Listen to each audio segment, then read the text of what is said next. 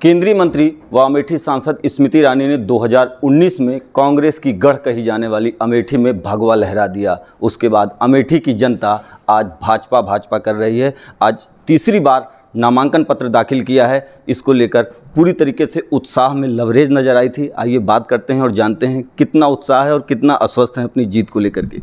आज जो भारी संख्या में लोग आए, तपती धूप थी और चिलचिलाती धूप में जनता का सतत 2-3 किलोमीटर रहना हमारी जो नामांकन रैली है उसमें इस बात का संकेत है कि जनता जानती है कि मोदी की सरकार बनने वाली है, योगी की सरकार है। तो एक संवैधानिक पुल मोदी और योगी सरकार के बीच में अपनी सांसद के माध्यम से वो बनाना चाहते हैं। 10 साल लगातार आप अमेठी में गांव-गांव डोर टू डोर गई, एक मजबूत रिश्ता बनाया है दीदी का। ऐसे में कोई प्रत्याशी हिम्मत नहीं कर पा रहा है कांग्रेस पार्टी से, कैसे देख रही हैं इसको? ये ऐतिहासिक है निश्चित रूप से कि आज तक इतनी देरी कांग्रेस पार्टी को कभी यहाँ से प्रत्याशी घोषित करने में नहीं हुई। लेकिन ये कहीं ना कहीं इस बात का भी संदेश है कि नरेंद्र मोदी ने जो विकास की गारंटी दी वो अमेठी में फलीभूत हुई है। अमेठी की जनता भी जानती है कि अगर कोरोना के वक्त यहाँ पर कांग्रेस का सांसद होता, राहुल जी होते, तो कभी किसी गरीब तक मुफ्त का राशन नहीं पहुँचता। अमेठी की जनता जानती है कि अगर राहुल गांधी के पास अमेठी में सत्ता होती तो वो मोदी जी की जो जान बचाने वाली वैक्सीन है वो कभी किसी गरीब तक या किसी भी नागरिक तक मुफ्त में पहुंचने नहीं देते। तो इसीलिए जब जनता प्रत्यक्ष रूप से एक लापता सांसद को कांग्रेस का देख चुके हैं और इन 5 वर्षों में कोरोना सहित मैं स्वयं हर ग्राम पंचायत में रही हूँ, उसके चलते जनता ने अपना विश्वास पुनः भाजपा में जताया है। प्रधानमंत्री जी ने कांग्रेस के मैनिफेस्टो पे सवाल उठाए हैं, कहा है मुस्लिम लीग की छाप है, उसको आप कैसे देखें? अगर आप मैनिफेस्टो पढ़ते तो आपको भी यही लगता। मैं एक संक्षेप में कहूँ क्योंकि पीएम बोल चुके हैं इस विषय पे।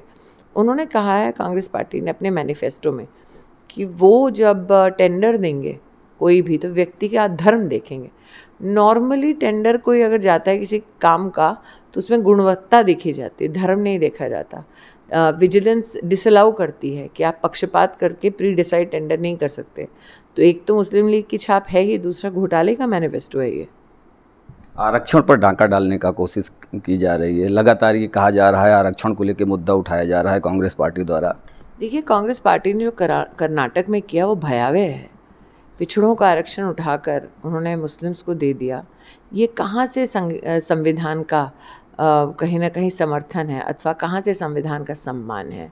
धर्म के आधार पर आरक्षण वर्जित है संविधान में। उन्होंने पूरे के पूरे मुस्लिम धर्म को ही, इस्लामिक धर्म को ही एक जाति बता दिया। जो कुरान पढ़ चुके हैं वो जानते हैं कि कुरान में कोई जाति का उल्लेख नहीं है।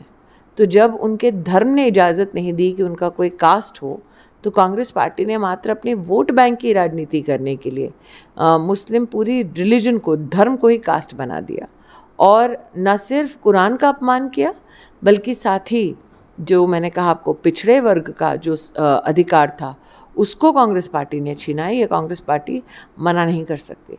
कांग्रेस वहाँ पे कर्नाटका में लोग पश्चाताप कर रहे हैं कांग्रेस की सरकार बना के। आज वहाँ बम ब्लास्ट हो रहे हैं तमाम तरह के और इस तरीके से।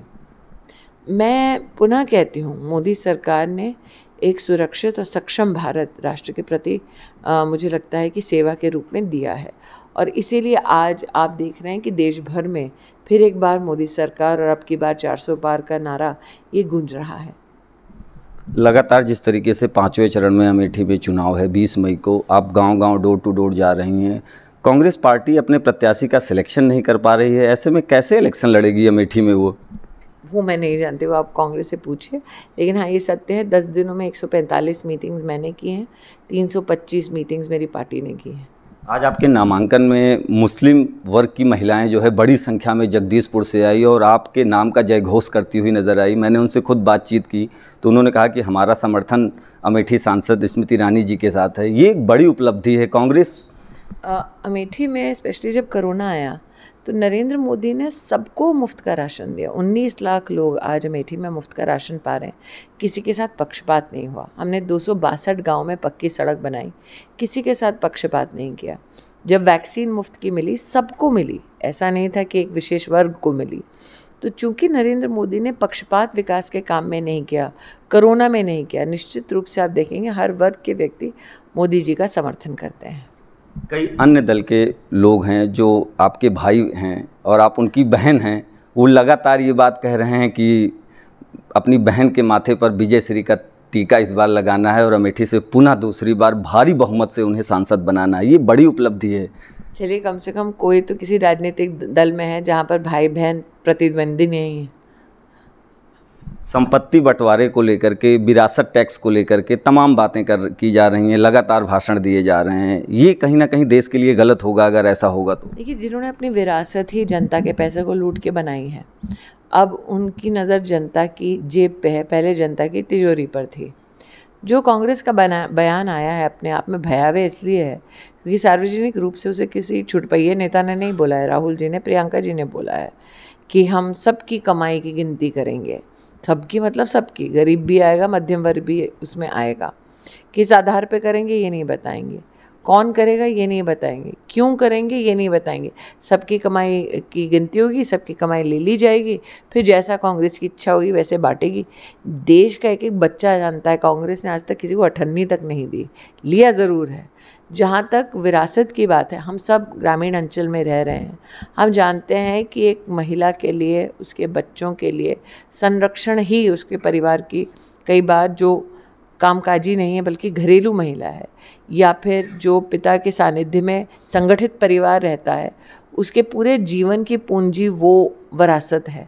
अब कांग्रेस का ये कहना है कि विरासत का आधा हिस्सा कांग्रेस पार्टी ले जाएगी, जो बटेगा वो परिवार में बटेगा, ये थोड़ा जैसे कि नरेंद्र भाई ने कहा, कांग्रेस की लूट ज़िंदगी के साथ भी, ज़िंदगी के बाद भी।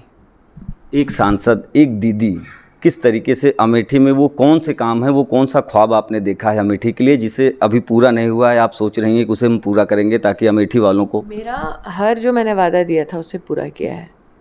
अब मेरा ये संकल्प है कि एक अमेठी में 50,000 लखपति दीदी बने। हम गांव-गांव इसलिए जा रहे हैं क्योंकि हर गांव की अपनी अलग दरकार होती है, ब्लॉक की अपनी अलग दरकार होती है। कई वहाँ पर धार्मिक स्थल हैं जिनके जीर्णोद्धार की चर्चा हुई है, कई जगह पर नहर, ड्रेन को दीदी साफ़ कराना है, किस शेड्यूल में साफ़ कराना है इसकी चर्चा हुई है। कई जगह पर खड़ंजा नाली एक तरह से बन गई है, उसको आगे कैसे बढ़वाना, 2-3 गाँव को कैसे जोड़ना, ये सब चर्चाएं होती हैं। तो गाँववार और ब्लॉकवार लोगों की दरकार जो है वो बदलती रहती है, लेकिन कम से कम उनको इस बात का संतोष है कि आज दीदी को ये तो पता है कि इन्होना कहाँ है, पनहोना कहाँ है, महोना कहाँ है। दीदी को ये पता है भादर कहाँ है, भेटुआ कहाँ है। दीदी को पता है हलियापुर कहाँ है, हरिहर कहाँ है और हरगांव कहाँ है। तो इसीलिए वो जानते हैं कि दीदी ने अगर गांव में आकर बोल दिया तो दीदी को पता है कि ये गांव है, इसकी दरकार है।